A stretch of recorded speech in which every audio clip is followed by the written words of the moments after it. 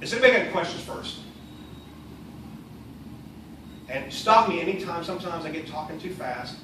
So if there's something that you want to ask a question, just raise your hand. That's the best way to learn, I think. I'm going to go through the basics of starting out homebrewing, some of the equipment you need. But as we always tell everybody else, the best way is to buy yourself some equipment, buy yourself something, read up on it. There's a lot of great homebrewing books. There's a lot of great blogs. There's a lot of great videos on YouTube. Our Facebook page is known all over the country because it goes almost 24/7, people talking about home brewing and craft beer. And a person brand new will ask a question, and within 5 minutes, they usually have an answer. We have over 20 professional home brewers that follow our page, including people who won Great American Beer Festival medals, who won gold medals in the National Homebrew Competition. They know what they're talking about. What is the name of the Facebook page? Mid-State Brew Crew. Our club has no dues. We don't charge dues. We do have an insurance. If you go to meetings and circuit festivals, we do have an insurance policy that we ask people to pay. It's less than $10 a year, but it's to protect everybody who goes to a meeting in case something happens, and so that if somebody sues, that not everybody's life is ruined. And plus, serving at beer festivals now, they're requiring us to have that. But it's a free, most clubs charge $25, $30 a year, which is not a bad fee. We are a dues-free club at this time. We'd rather you spend your money brewing. And, okay, to get started, this is grain, barley malt, right here. This is how you make beer. We can chew it. A lot of times we'll go out there and just, this has not been ground yet, but a lot of times you can crunch down on it. Anybody wants to try this, I'll put this out here and pass this around. You can actually crunch into the barley malt and taste it. And there's all kinds of malt. There's probably 150, 200 kinds of malt made out there. This is the basic, what's called two-row malt. It's the standard they call base malt. You almost always would use some form of two-row in your beer, and then they have other kinds of specialty malts that you use to add color to the beer or add a little bit of flavor. But I'll pass this around if anybody's interested. You can crunch down and taste what it is. And if you don't have to, if you don't want to. But as a new home brewer, I don't recommend you using this. What we do is there's called extract brewing. And most kits that you buy, and I recommend the first home brew that you do, you go buy a kit from one of these local homebrew stores. Your favorite style of beer, whether it's a brown malt or an IPA or a pale ale or whatever you like. Get your kit and follow the instructions. And usually what will be in the kit will be some kind of malt. And this is called extract malt. And all they've done is the extract companies, so they've made it simple, is they've taken that malt, steeped it, and dried it out into a powder. So it's like, or they also have liquid. I don't like the liquid. A lot of the first kits use liquid. I think you get a better beer with the dry. That's my personal opinion, and I win medals doing this way. So, and national competitions. I highly recommend that. Once you get a little farther along, then you can go what's called all grain brewing, which is what most of the breweries do, where they take that grain, they'll steep it in hot water for, it's called a mash, and the temperatures range from about 145 degrees to 160 degrees for about an hour. And what that does is after the grain is crushed, it extracts the sugars out of the malt. And basically, what beer is sugar water. You throw yeast eats the sugar, pees alcohol, and farts CO2. That's the easiest way I can explain it. And I got that from Sam Caligiali, who runs Dogfish Head Beer, when he did his series. That was the best way to express what yeast does. Yeast eats sugar and the sugar water, and it excretes alcohol. That's where the alcohol comes from, and then it also gets rid of CO2. And we have bodily functions that are pretty similar. But that's how beer is made. That's how alcohol is made. And that's what they said. They think what happened, probably how alcohol was discovered, is somebody probably had some grains sitting in a bucket. It rained. Yeast is everywhere. Now we have certain types of brewer's yeast that are trained, but now a big thing right now in the brewing community is using wild yeast, collecting wild yeast off plants, off flowers, and letting it ferment naturally. That's how beer used to be made. You've heard the term saison, which means season in French. And how they used to pay their workers was in beer. Or for lunch, beer was also highly nutritious because of all the vitamins that come from the grain and some of the other ingredients that are put in beer. Also, water back up before 1900 wasn't reliable. They didn't have chlorine to clean the water. Water killed more people than a lot of other diseases out there because water can get putrid, it can get bad. When the fermentation process kills the germs. As far as we know, there is no known pathogen that can harm humans that can live in beer. So, wine, beer, whiskey. There's a great documentary, if you ever want to look up, it's on Netflix and things like that. It's called Beer Saved the World. And it talks about how, if it wasn't for the fermented products, we probably wouldn't be as far along because we would have all died of dysentery or cholera or some of the other water-transferred diseases out there. Okay, so we started out here. The first thing you're going to need to get is a pot. Whether you cook on a turkey fryer or do stovetop brewing, which I do a lot of stovetop brewing still because sometimes it's just too hot or too cold outside. And so you need a good pot. This is I got this one at right across that little big garden store over by Verizon. I forget the name of it. It was about $25-30. It's stainless. I recommend stainless. You can get aluminum. I also recommend to buy the biggest pots you can afford because what happens? These guys try to save money when you start brewing, and you get into it and you like it, and then you start wanting to do more, and then you got to go buy another pot. And stainless pots aren't cheap. They can run anywhere from $30 to $150, $200, depending on the size of pot. But I do recommend stainless. You can use aluminum, and a lot of people do use aluminum, but stainless seems to work the best. It holds the temperatures better, and just lasts a lot longer, and it takes the heat a lot better. You got to be careful with aluminum if, for some reason, you run out of water or you put it on the pot before you add the water and it gets hot. Aluminum will melt, and that's not a good thing. So you've got to have the pot. Another great thing about homebrewing, and it's important, is you've heard the term cleanliness is next to godliness. In brewing, it's more important. Cleanliness and sanitation is everything in brewing. I brewed a homebrew a couple years ago that it was a Mountain Dew flavored homebrew that was a huge hit at a lot of national beer festivals. And so one of the breweries, Cool Springs Brewery, decided they wanted to brew it, so they had me come in and brew it. I learned that day I don't want to be a professional brewer. It was the longest, hardest day of my life. Even in homebrewing, cleaning, if you don't like to clean, don't homebrew. Because at the professional level, and even at the amateur level, at the homebrewing level, cleaning is about 75% of brewing. Most of the time you're watching your water go up to boil, or all that kind of stuff, or your grains are just sitting there mashing, and you're cleaning. You're cleaning your tubing, you're cleaning your pots, you're cleaning all your kettles, you're cleaning all the equipment. They need to be cleaned really well, they need to be sanitized, and that you buy, and usually the kits will have a little small sanitizer thing that you have to buy, mixed with water. It's an acid-based sanitizer, but it kills a lot of the germs. But if it's properly cleaned, you can actually drink it. We'll sanitize it, we'll spray things and pour our beer into it and drink it. It's not harmful, but it does. It's a spray sanitizer. It can be used on cabinets. I have learned, though, if it's not diluted, my wife hasn't figured out why that ring is on our cabinet yet. I told her she must have put a hot pot on there, but I know it caused it. I know it caused it. But, so you've got your equipment. And, I can brew this pot right here, and then I'll give me some extract, malt extract. And it comes in there's light, dark, wheat, depending on your type brew.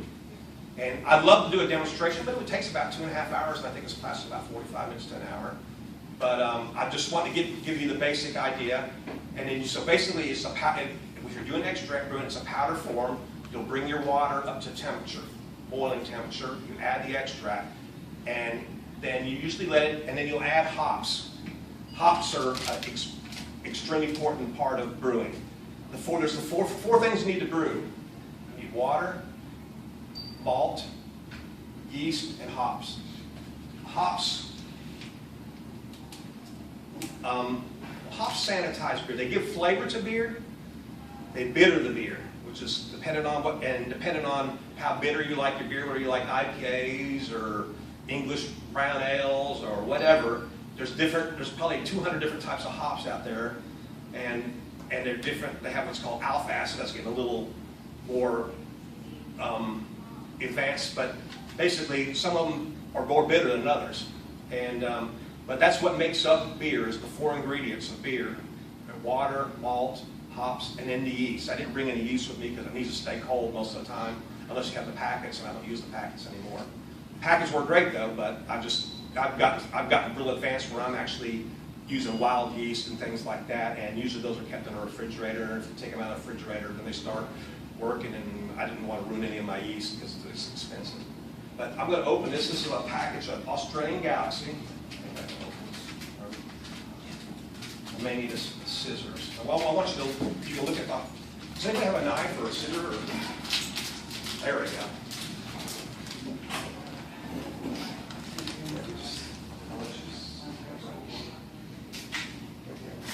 This is an old packet, so I don't really care whether. And there was the grains I was passing around. There was an extra cup on the bottom of that. I brought it for the hops. And hops are an evil and pernicious weed, according to Henry VIII, or evil and wicked weed. There's a big brewery in Asheville, North Carolina, that's getting worldwide acclaim called Wicked Weed, and they use a term. Hops grow wild all over the world. In chemical, or I guess in a biological term, its closest cousin is the marijuana plant, believe it or not. They look sort of similar to marijuana when they're growing, but they put these little cones out. This is what they do. This is most of the hops that most people use nowadays. Are they take the hop and it's processed and then pelletized. These are called pellet hops, and this is what most brewers use. This is an Australian brand called Galaxy. It's a new hot hop out there. It'll have over the last 2 or 3 years. You can smell it. Pick them up and feel it. I'm going to throw these away when they're done, so don't eat them. But hops give the flavor, a lot of the flavor and aroma to the beer. You can smell the aroma that comes out of beer. And that's where you're going to get most of your aroma when you're smelling a craft beer or any kind of beer. And so those are the 4 things you need. Usually what it is, when you brew in a 5-gallon batch, this is a fermenter. Now, most brand new brewers get them, they come in kits, come in a bucket. And I still use the buckets. I just like this one because I can watch. There's nothing more fun once you start buying clear carb or anything, is watching the yeast work. When the beer is going, you can see the yeast jumping all through the beer. They're just zigzagging, and it's watching a beer ferment is really interesting. You can sit there for hours and just watch it. It's a really cool thing. I like to do this. I also got this special one because I can taste the progress of the beer or take a sample with this little thing down here. A lot of the bucket types, they give you a little. You have to try to get your sample from the top. The bad thing about that sometimes is that it helps introduce oxygen into beer, and once you make the beer, oxygen is an enemy of beer. Okay, so we're going to start here. I fill this pot up with hot water and put it on a burner. I add my malt extract, but just like that, okay? So, and basically what I'm doing now is making sugar water, plus the heat is sterilizing and killing anything that might be in the water. I would recommend, if you can, to use a filtered water, or they have these little things called Campton tablets. They're extremely cheap, probably a nickel a piece. You buy 100 of them for $2 or something like that. And what they do is you drop those in the water overnight, or I usually just put them in when I first start, and they help get rid of the chlorine. Boiling gets rid of most of the chlorine, but there's also something they put in the water supply called chloramines, which boiling doesn't get rid of. These little Campton tablets get rid of the chloramine, have a chemical reaction, get rid of the chloramine. Chloramines can just give you an off taste in your beer. It just, Murfreesboro has great tap water for brewing. I've brewed many beers straight out of my tap water. I throw one of those Campton tablets in it. That's, like I said, I win a lot of awards, I win a lot of medals. People really like my beer. So we've got great brewing water in Murfreesboro. If you decide to get in the hobby and get more advanced, water treatment is a huge thing. Every beer likes its water a certain way, the pH levels and all that. But that's a more advanced thing as you get into it. But as you look at beer, it's probably 99% of beer is water. So if your water's right, you're going to make a good beer. If your water is wrong, your beer might not be quite what you want it to be. Yeah? How long did you say it takes the tablets to... I put it in when I start heating the water, and after 10 minutes to dissolve, and by the time it comes up to a boil, yeah, it's usually got it done. They recommend overnight, but we've all found that if you just put it in there, and the chemical reactions even takes place while it's boiling and all that, it just helps clear the chloramine and chlorine out of the liquid. So okay, we're bringing this up to a boil, and with the malt in it, or you wait. I usually wait till it boils before I add the malt. Some people do beforehand. I usually wait afterwards. Be careful when you do that. It can cause a reaction, what's called a hot break, and it can boil over. So you do not ever leave a boiling pot of beer unwatched on the stove. It's because you can have boilovers, and you can mess your stove up. And you'll learn the times when you can walk away. There are times you can walk away. I recommend as a starter until you've brewed a bunch of batches and you know. Basically, it's when you're adding the malt or adding hops, you can get a little bit of a reaction and it might boil over. It's the same way when you boil noodles. Sometimes I've done noodles before, and all of a sudden you look and there's it's basically the same reaction going in there, and it causes the foam to come up and flow over the side of the kettle. And if you're not paying attention, you can get burned, or you can ruin your stove, or at least make a big mess. It wouldn't ruin your stove more like it, but trust me, it makes a big mess. My wife's let me know about that too. So okay, what we're doing here, we're getting the water up to temperature, and we're adding our extract. And then usually when you're boiling, if you see here on our thing here, on the first page, we're at number 3 now, boil.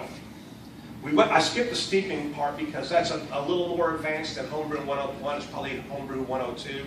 Steeping is just a type of grain that you put into the water at about a certain degrees, like 155, 160, to bring color or some flavor. They're called caramel malts, steeping grains, and they'll add a little flavor. And it may, even in your first kit, they may tell you how to do that. But it's basically just heating water to a certain temperature for about 30 minutes. You put these grains in a bag.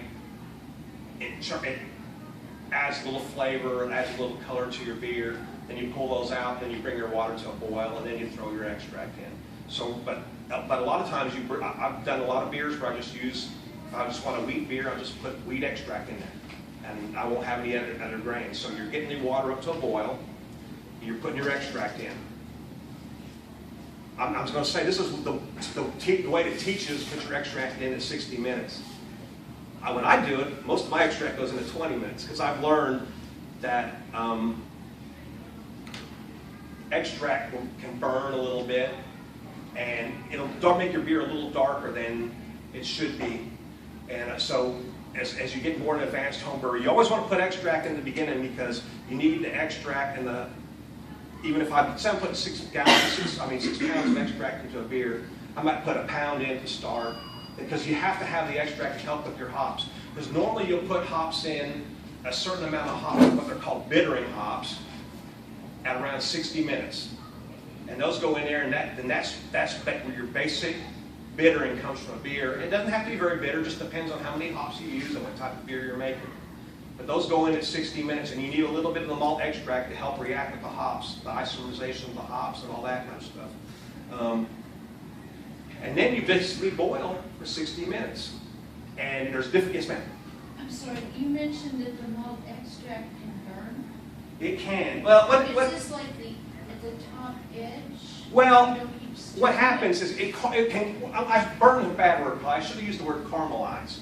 Okay, and that's why I like using dry instead of liquid, because the liquid tends to, you pour it in the water, it'll tend to go straight down through the water, and it can hit the bottom of the pot and caramelize a little quicker. I just think you can control the color of your beer. And as I said, a lot of it's more as you're getting advanced, you're starting to try to make your beer match certain types of beer. But it keeps it closer to what the color that your beer is intended to be brewing. If it's a brown ale, you don't care. But if you're brewing a pale ale or a blonde beer or something like that, which is lighter in color, well, then it makes a difference, especially if you're entering your beer into competitions. A lot of us enter our beer into homebrew competitions and all that kind of stuff. And color is important. You know, when they're judging the beer in that competition, it has to be in a certain color range. They have these charts. It's called an SRM chart. It's from very lightest to almost jet black, and depending on when you're entering those contests, you know, you have to meet certain guidelines. Now, a lot of homebrewers don't care about that. They just want their beer to taste good, and that's fine. But, you know, I'm just learning experiences, winning a lot of medals, that the caramelization, and also caramelization will give you more of a caramel flavor. It might put a little more caramel flavor into that pale ale than you might want. Sometimes caramelization is a great thing. You know, I've actually taken beer, you know, the beer out of it and boiled it down to a liquid and added it back in there because it brings a lot more caramel flavor into the beer. But we're trying to keep this simple right now. So, you know, you're boiling it for 60 minutes. You've added your 60-minute hops, which are called bittering hops. And then with this hop, which is here, is more of an aroma hop. And those are added toward the end. And depending on all the recipes, you just see those are some recipes on the third page. For instance, a pale ale. We'll go through it. This might be a good way to do it. Okay, if you see the pale ale, they have 4 ounces of what's called C40 specialty grain. And it says to steep at 152 degrees for 20 to 30 minutes. He left out the 0, but for about 20 to 30 minutes, you're letting it keep the temperature of your water at about 152 degrees for 20 to 30 minutes and let it steep. And then they also have Carapils, which is another specialty grain. And what Carapils does, it's a really good specialty grain. It promotes body and the foam or the head that you get on a beer, and keeps the head retention on a beer, which some people like, some people don't like. And then they have 3 pounds of Golden Light. LME stands for liquid malt extract. I use dried malt, DME, which is dried malt extract. But basically, most brewing homebrew kits are going to have liquid extract in there. And then he said, it says 1 ounce of Cascade hops at 60-minute boil. That means that you work backwards. At 60 minutes means that's when you're starting. You're going to boil for 60 minutes. So you add 1 ounce of hops at 60 minutes. And you just let them stay there the whole time. And then a Whirlflock tablet or Irish Moss is basically a clarifier. It comes in your kit. It's usually a little tablet like this that you drop in when you have 15 minutes left. And then then they have what's called 1 ounce of Cascade at 5-minute boil. And the Cascade, in this case, is they're using both as a bittering hop and an aroma or flavor hop. At the 60-minute levels, they're using its alpha acids to bitter the beer. But Cascade also has a really citrusy type aroma and flavor. And so at the 5-minute point from here, you're adding another ounce. That's going to give your beer more of a citrusy aroma, a little bit of that Cascade flavor. And then the last thing you do is after it comes down, after you get to your 60 minutes, you pull it off the burner and you've done all your stuff. Now the next thing is you have to cool your beer down. And there's different ways. The way I do it, a lot of times still the way I do it, is I fill up the sink with cold water, maybe throw some ice cubes in it, put my beer in there, and get a spoon, a sanitized spoon. But at that point in time, it doesn't need to be sanitized, but it's still hot enough. As long as it's over 180 degrees, it's going to kill anything. But you want to have sanitizer around because it's going to drop below 180 degrees pretty quickly. And so then you start stirring it. That helps to cool it down. You want to cool your beer as fast as you possibly can. In the summertime, it's a lot harder to cool beer in Tennessee because your groundwater just doesn't get very cold. And there's a lot of devices out there that you can use. There's immersion chillers, which are a bunch of copper coils that you run water through that you drop in your beer, and it's running cold water through there to do it. And that's a little more of an advanced way. But a lot of people just still chill by just putting it in a sink or into a tub or some kind of thing that you put cold water in. And you want to bring your beer down to about 72 degrees where you add the yeast. Because yeast is what makes beer. And yeast is everywhere. It's on flowers. It's in fruit. Everywhere. It floats around in the air. That's how the French used to do their saisons. They'd boil a bunch of water in these big open pots. All the air, the local air would go in through there, and it had yeast in it. and the yeast would settle into the beer after it cooled, and it would start fermenting and making beer. And so all these French, every farm had a different beer. That's why the French saisons and all that are so differently from everything, because they're using each one. There's another term, it's called farmhouse beer. And that's how they paid and fed their workers. A lot of times was in beer. Again, it was safer than water. But yeast is everything, and there are so many different kinds of yeast, and yeast is what actually really flavors your beer. Mayday did a great experiment a couple of years ago. They made their their Mayday Burl Blonde, if you ever had been to Mayday and had their beer. And they did a small batch with it, 5 gallons each, and put 3 different yeast in the beer. It's 3 different beers, totally. One they used the Hefeweizen, which is a wheat yeast, which is a German-style wheat beer, which has cloves and banana flavors, or esters come out of it. And then they used their standard yeast, which was a very clean, crisp yeast. And then I can't remember what other yeast, but yeast do everything. Now a big thing, I don't know if has anybody ever drank a sour beer? You like it? I love sour beer. It's the hot thing right now. Sour beer is actually made with bacteria. They don't use yeast. It's Lactobacillus and Pediococcus. I've actually captured a Pediococcus bacteria that was a yeast lab in Nashville called Bootleg Biology, and it's now called Sour Weapon. It's now a yeast that's been sold all over the country, and it came from a flower in Murfreesboro that I gave to the guy to check, and he found this yeast on it. He's propagated it up, made it to a package, and now big breweries across the country are starting to use Sour Weapon to sour their beer. Sour beer is great. I mean, a lot of people don't like it, but it's an acquired taste. I hated it the first 2 years I was drinking beer.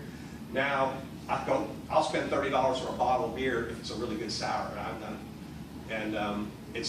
And it was the way beer was originally made. I mean, except for the German styles, the Pilsners and the lagers that you see from Germany, most beer was sour because they couldn't control the fermentation. They had no idea what yeast was before they found it in microscopes in the 1700s. It was just something that floated around the air and made their beer taste. It made alcohol, and it made them feel good. That's pretty much what it came to. And but again, sour beer. I keep interrupting Yeah. you. No. I have questions about the procedure. Okay. You start this at 152 degrees for 20 to 30 minutes, and then you add the car pills? No, that's the same time. Yeah. Okay. Yeah, I didn't make this up, but yeah, they go in at the same time. You can mix them in the bag, and you see the temperatures are both at 150 degrees, so you can just mix both, put them in the bag, same time. Okay, and then you bring it to a boil after that? Right. With the, I can't remember what the DME is. Yeah, with the malt, yeah. Okay, and then once you bring it to a boil, you add the hops? You add the first addition of hops, in this particular recipe, 1 ounce of hops. After it's boiling? Right when it starts boiling, yeah. Okay. And that's when you want to start your timer, basically. You can let it boil. I mean, a lot of people boil 90 minutes, 120 minutes, but the recipes are built on what's called alpha acids of the hops. And there's a term, I don't know if you ever read a beer, it says IBU, it stands for International Bitterness Unit. And that's how technically bitter the beer is. And there's recipes and formulas, basically, if you add, Cascade has a certain alpha acid. If Cascade at a certain alpha acid boils for 60 minutes, this is how bitter it's going to be. So basically, that's when you want to start your timer. If you're trying to meet that certain bitterness range that the recipe calls for. So you can have it boil for 5 or 6 minutes if you want to add your extract. Because add an extract, I mean, sometimes, especially the dry extract, you got to stir it and it gets clumpy and all that. And a lot of times I'll do that to get it all in there first. And then I'll say, okay, time to start my timer. I'll put my hops in, and that's when I start my timer for the 60-minute countdown. And then I'm basically watching my beer, stirring it, making sure it doesn't boil over. And then usually there's I got my buddies with me brewing, and so we're cleaning and getting the fermenter, make sure the fermenter's all cleaned up for the beer, and making sure we have all, if we made a mess already doing some other things, we're cleaning that while it's boiling, because it just boils. I mean, it's just a little bit of downtime. You want to keep, like I said, you want to keep your eye while it's boiling because you don't want to have a boil over. But basically, it's boiling, and then usually around, and again, depending on what your recipe is, there's different time levels where you'll be adding more hops. You can add that whirl flock. It's not a necessary thing to add what's called whirl flock or Irish moss in 15 minutes, but it helps clarify your beer while you're brewing it. And I use it. They're cheap. Again, you just pop it in somewhere around 15 or 20 minutes, and 20 seconds later it's gone, and it's in the beer. And it just helps when you're doing your bottling of your beer to make the beer a little bit clearer. It does something with the proteins in the beer or something like that. I'm not an expert on that part of the beer. But so you're brewing the beer, and you get down to 0. When you take it off the burner, you've added whatever addition to your hops, and you cool it down. And then that's when you want to add your yeast. And you put your yeast in there. After the yeast is in there, I usually cover the top up, put a top on it. And I didn't bring there's usually what's called a bubbler that goes on top of it. And what the bubbler does, it's filled with, some people use water or sanitizer. Some people put vodka in it. There's different things. You don't want to put water in it because water could be, you can get infected, or there could be chlorine in there, and then every now and then a little bit might drip down into the thing. But basically, once you put yeast in there, it starts almost instantly. They're hungry little critters, and they start eating. And depending on the beer and how much yeast you have in it, you might see signs of fermentation. Basically, it's called a bubbler for a reason. As I mentioned, yeast is making alcohol, and it's also creating carbon dioxide. And the carbon dioxide wants to go somewhere. And so this is screwed on tightly, the lid's screwed on tightly, or the bucket lid is put on tightly. And as the beer starts fermenting, it's creating tremendous amounts of carbon dioxide. And you'll see after a while, after it builds up enough pressure, it wants to get out of here. And what those bubblers are designed is to let carbon dioxide out, but no oxygen in. And that's the purpose of those bubblers. They work really good. We have a lot of our new homebrewers, a lot of these buckets, sometimes they don't fasten right, and we see this about once a week on our Facebook page. Says, I made my beer yesterday, no bubbling. I said, we have a term in homebrew, it's called relax, drink a homebrew. And because, just chill out, it's going to do. It's a natural process, it's going to work. And usually within a day or two, they see bubbling. Sometimes, if the top's not on perfectly, the CO2 will leak out. Then we tell them to just open the lid, see if there's what's called krausen, which is a big foam type period that gets on top of the beer, and that tells you it's fermenting.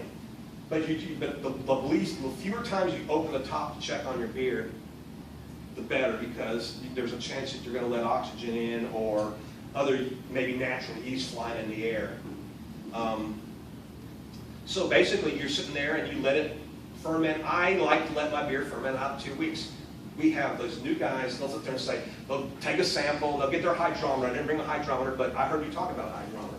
A hydrometer is a tube, is a little tube that you measure your levels of alcohol. You can tell how your beer is finished. It's based on, you add a little beer to this tube and you drop your hydrometer into it, it floats, and there's a little markings on it. It'll say, for instance, when beer starts out, they have original gravity maybe of 1060. Doesn't mean anything about as far as it's just a term. Don't get stay. Even though you'll learn after a while that a 1060 beer will probably be about 5.5%. But it's what's called original gravity. It's how much sugar is in the water. And then as the yeast is eating the sugar and turn into alcohol, that thing will start going down as you take measurements to usually the finishing level is 1.1010 or 1.015. And that's about when you know that your beer is finished. That doesn't mean the yeast is done. And that's where we get these new homebrewers. After a week, they'll take a sample and say, oh man, they're just, especially your first beer, you want to drink it. You want to know what it tastes like. And they go, oh man, it's finished fermentation. I'm going to start bottling this. And don't do that. The yeast is still cleaning up the byproducts of fermentation, diacetyl. There's a lot of other different little, which is a butterscotch type flavor. And which is, in some beers, it's actually preferred, but most beers it's not. It's considered a fall. But it's a byproduct of the fermentation. And it takes the yeast another 2 to 3 days to eat that up and clean it up. So usually we tell them to not just leave your beer for 2 weeks. In 2 weeks it'll be done. And then you get to, at 2 weeks again, you can take your hydrometer reading and say, and of course, be where it is. And then what you do is you bottle it. And a lot of us like to use kegs. After you bottle a couple batches of beer, you'll be saying, okay, now I gotta go spend more money because I want a keg. Because I hate cleaning bottles. I hate bottling. It's a pain in the butt procedure. But basically, you get a solution, and they're different depending on the recipes. They'll say you'll pour the beer in there, and you'll add priming sugar to it. And they'll have depending on the size of your batch, they'll say you need 4 ounces of priming sugar. And what the sugar does is after you mix it into the beer solution, and then you have a little siphon that'll siphon it off, and you put it in your bottles, and you fill up to there's about that much left of the headroom, and then in your kit will come a capper and caps. You put it on and you clamp the cap on. The sugar that you add, the priming sugar that you added to the beer, is again sugar for the yeast. The yeast isn't dead. It may have gotten a little tired and ate most of the sugar in that beer, but now you've added a little more sugar. Again, so in the bottles, the yeast starts eating the sugar again and makes the CO2, which protects the beer while it's in the bottle. And that's when when you pop a bottle, you hear that, whoosh, that's the gas from the CO2 out. And it also helps, the CO2 also gives it carbonates the beer. It carbonates, makes the beer carbonated, a little fizzy. You've had flat beer before, it's not very tasty, you know. The carbonation helps bring out a lot of the aromas, the flavor of the beer. It has carbonic acid, is one of the byproducts of this fermentation or the project bottling. But it gives a little bite. It gives a little bite there too. But when we keg, basically what we do is we just pour the beer into a keg, and we have CO2 canisters and what's called forced carbonate. You're just pushing CO2 into the beer for about a week, and that carbonates the beer. And then you can have a tap system to tap the beer. But most beginners bottle. It's just after they get tired of bottling, cleaning bottles, and sanitizing bottles, and all that kind of stuff, they say, oh, I'm looking to keg. And I think we did bottle 2 batches before we decided to buy a keg. And I keg just about everything. Now as I'm getting more into the sour beer takes a long time to make right, and so now it's better bottle condition. So it's kind of weird how I started, went there, and I've kind of gone full circle back to the old ways of doing things, because the style of beer that I like is better to sit for 6, 8, 9 months in a bottle to let the yeast, the bacteria do their thing. Bacteria doesn't work quite as fast as yeast. To let the bacteria, the Pediococcus, the lactobacillus, or whatever I've introduced into it to make the sour go. And sometimes that takes a while. It throws off its own byproducts and it has to clean off. So basically, that's the process. I mean, it's fairly simple. It really is. It can be super addictive. I know we actually got into making homebrew because we thought we could make beer cheaper. We spent thousands of dollars on homebrew equipment. If you get into it and it becomes a hobby, then you want to buy a refrigerator or a kegerator to keep your fermentation temperatures down. I didn't talk about fermentation temperatures, and I should, because I think it's the thing that makes beer better faster. We have this thing, it's called a homebrew bite, or something they call extract bite, or I call it a brand new homebrewer bite. The most important thing after you've made your beer and you've put your yeast in, you put the top in, you can jiggle the fermenter around to introduce a little oxygen to get the yeast in there, is try to keep it between 64 and 68 degrees. There are some beers that like it hotter, it saisons, but most ales, which is what most people make to start out,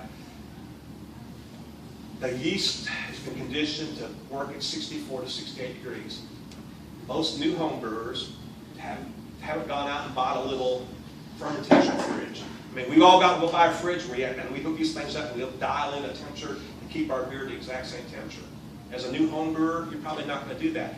There are ways to do it. If you've got a closet that stays close, or a basement, or somewhere that you can try to keep your temperatures down below 68, 70 degrees for about a week anyway. After a week, it really doesn't make a difference, but those initial first 3 to 5 days are the most important days. And it doesn't make your beer bad, but what it is, if the temperatures get a little higher, it stresses the yeast, and the yeast produce different esters. other just basically flavors that weren't intended to be made. It doesn't make the beer bad. It just, as we drink new brewers beer, you can just taste it. There's something, you always say, there's just something a little bit off. It's not bad, but it's a little bit off. And I was like that, and then I got a fermentation fridge, and within the next 6 months, I won 8 medals. Making the same beer I was making before, but it was just controlling the fermentation temps. An easy way to control fermentation temps is get a bucket or one of those tubs, fill it with water, and set your fermentation vessel in there. You can drape wrap it with a towel in the water, and the water, if you don't, will soak into the towel, and then the natural evaporation process will help keep it cooler too. So that's a cheap ferment. There's a lot of ways that are cheap that you can do. Bathtubs. A lot of people will put it in a spare bathtub. You got a spare bathtub in your house, fill that full with water, set your fermentation vessel in it, maybe drape a towel around it, and that will help the extra 2 to 3 degrees cooler than your house temperature. And of course, in the summertime, that's in here in Tennessee. That's people. You're trying to save money. I can't even expect to see what my next air conditioner electric bill is going to be. I got a couple of questions. Sure. Approximately, what would be the average cost of a startup kit? I think the kits run between $30 and $40. Sometimes cheaper. It depends what the beer is, but yeah. And that gives you everything that you need? Everything, but most of them don't come with this. They'll come with a bucket. A lot of them will come with a bucket. Well, the buckets, I think the starter kits are a little, that was a good question. I should have looked that up. And if you hang out here, I can look up real fast online what a starter kit with the bucket is. When I said the kits are about $25, $30, those are the ingredient kits. Yeah. Usually you'll have to buy a pot, and like I said, they can go anywhere from $20 to $100, depending on what you buy. And a lot of the kits come with a fermentation bucket, and the buckets, you can buy them for $12, $13. But the extract kits, and extract actually costs more than all grain. The all grain procedure is much more difficult. Extract can be done brewed and cleaned up in 3-4 hours. If you do all grain, it's more like a 6-hour process because you're mashing. You're sitting your grains for an hour before, and then you drain them off, and then you start your boil process. So you're basically doubling. And what extract is they've done a lot of these beer making companies have done all the hard work. They've done that mashing process, made what's called liquor. It's called they call it liquor, and which is basically the sugar water of the wort. And then they dehydrate it or concentrate it in the liquid malt extract, and they dehydrate it into dried malt extract. And so they've just basically taken that first hour and a half process out, and it's a technical process because you're holding your mash temperatures are real important too. You've seen where we're doing what's called this specialty steep, where it says up here, steep the carapils at 152 degrees. Well, you want to keep it there. If you get a little too much higher than that, it'll extract tannins out of there, which are not good. It makes your beer very bitter. It's not a good flavor. So it's important if you're doing steeping to try to do your best to keep your temperatures at a certain. I struggle with it, but the way I've finally done it is there's a new device out there called a Nova. It's called sous vide cooking. I don't know if anybody knows about that. Basically, these devices, you put in a pot or a tub of water, and they circulate the water and they hold your water to a perfect temperature. And I've started using that when I'm doing my mashes, because then I can walk away and it keeps it with a perfect temperature. And the sous vide devices for cooking is what a lot of great restaurants do. Food, they actually have recipes and formulas depending. If you've got a 6-ounce hunk of meat and you put it in here, if you want medium rare, it takes 31 minutes at 162 degrees. And they pull it out of the bag, and it is perfectly, sous vide food is unbelievable because basically it comes down to a science. We're guessing out there, we're using temperature probes, or you're saying, it looks like we're cutting open. Yeah, it looks medium rare. But basically, at a certain temperature, at a certain weight, the food cooks. And they've got it figured out now that if you want it to be this kind of medium rare, you can put it in this at this temperature of water for so many minutes. It'll your food will come out looking like this every time. And But that's important when you're steeping is watching the water. Let me go ahead. I'm sorry. And my next question is pertaining to brand beer. I have noticed back down through the years that I could drink some, say, Budweiser Light, Right. and I get a headache. Okay, I can drink the same amount of Corona, and although I like the taste of the Budweiser Light better than I do the Corona doesn't give me a headache. What is the difference there? Wow, I have no idea. I don't know. I mean, it could be the different ingredients they use. Maybe that's something they do in the process. You know, I'm a craft beer. I'm not a big fan of Budweiser or Bud Light anymore. I used to be, but those guys are the best brewers in the world. I mean, if the toughest beer to brew is a lager or a pilsner, because if you make one little mistake, you taste it.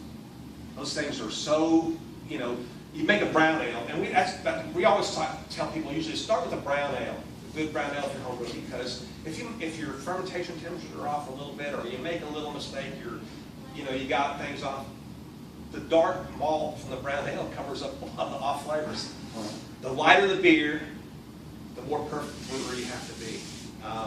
Because any imperfection will show. A light lager like a Budweiser or a Bud Light or a Corona Light or Pilsners, Pilsner Urquell, or any of those lighter lager beers, your imperfection in a brewing process, if the yeast is stressed or anything, that flavor will come through because don't have a whole lot of malt covering up the flavor. You know, it's because those beers don't use as much malt. They're more lighter malt, more water, very little hops. The hops also will cover up, but they don't use a whole lot of hops in their beer. Miller actually uses liquid hops. That's why you have a clear glass. I mean, you know, have you ever had a skunky beer? That's Don't flat?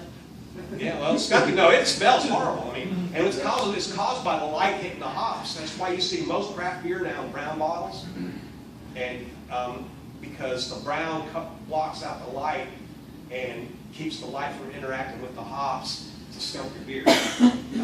Green bottles don't protect. They protect it better than clear bottles. Miller Lite has a great looking bottle, or Miller, a great clear looking bottle. But what they've done is they have a process because they're a big company. They got the money. They get the hops, but they've gone out and taken the ingredient out of the hops that causes skunkiness, and they just have a specialty liquid flavoring hop that they emulsified, and they can do that so their beer doesn't skunk in the light. But yeah, if you're a home brewer and you're using white bottles that you repurposed from, and that's what a lot of people do. You take a bottle and you peel off, or a lot of people leave the labels on. I hate to have the old labels on. I'll peel the labels off. Actually, I don't even do that anymore. I go buy brand new bottles. You can buy a case of 24 bottles at the homebrew store for $12. So, and it's clear, it's labeled. I actually make my own labels for my beer. There's companies out there you can do your own hard work, send it in, and for $20 I'll give you 20 peel-off labels that you can use over and over again. I make my own caps. I do a lot of beers for weddings, and so they'll design a wedding label. That's my gift to them,